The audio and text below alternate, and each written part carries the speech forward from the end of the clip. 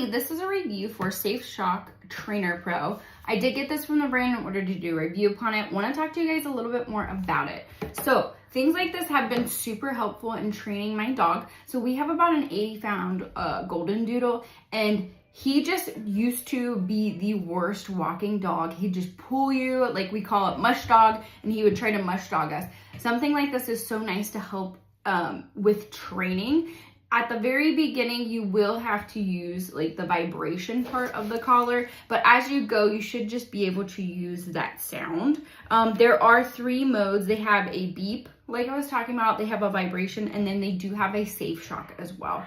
I'm typically not one who does the SafeShock part. Most things don't require that, especially if you use the training to a certain degree, and depending on your dog, if they respond well to it.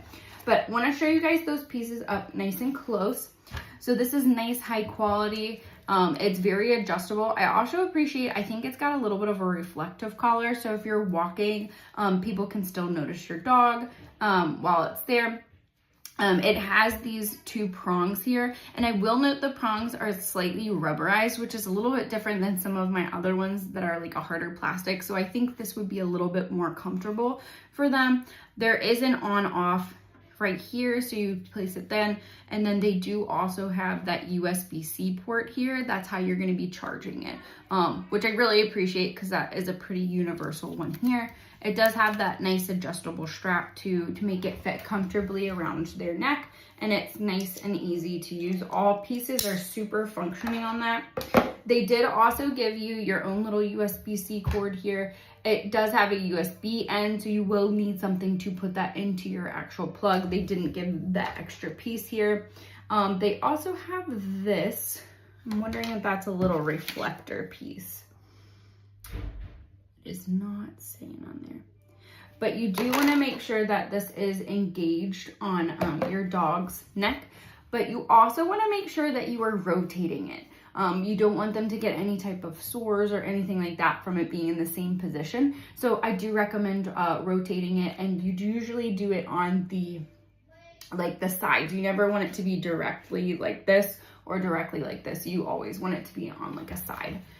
Just a quick note on that one.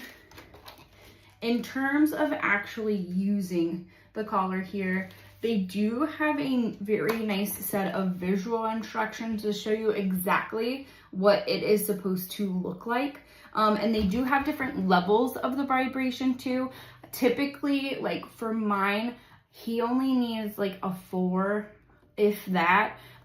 Most of the time it's like if we are on we've gone hiking and stuff, and if we're on a trail and he sees like a deer or a rabbit, sometimes it needs to be a little bit higher, but I try not to do it very high on him.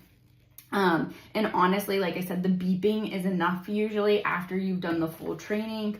Let's see.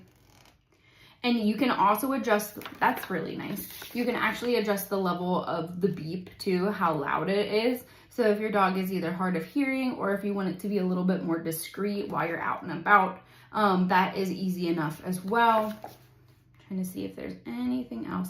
It lets you know when it is fully charged. There is a little button here. This one's going to be lit up red if it needs to be charged, and green if it is already charged. It's nice to have that visual indicator, because we've had other ones that don't have that great of a visual, and I just have to like guess and check and be like, oh, it's not working today. So something like that is super nice too, to let you know. And then on the actual little monitor here, so it does have a nice little like tiny loop here. So I usually like have it hanging around my neck, or I put it in my pocket somewhere that's very convenient and easy for me to use this. But here's that, and then it does have a like plus minus up here indicator where you increase the levels. This is the vibration one. I also appreciate some of the other ones I've had have been like labeled letters. And this is so much nicer to have like a visual picture to know exactly what's going to be happening. So this one is for that vibration. This one is for the increase or decrease sound. This one here, I believe, is for that SafeShock. And then I'm not sure what that one means. Let me see if I can see that for you guys. But again, overall, they've given you a very nice description of those, exactly how to use the modes too. And the vibration color goes from 1 to 15, and then the shock goes 1 to 99. And again, I've had really good luck just using the vibration portion of this for my particular dog.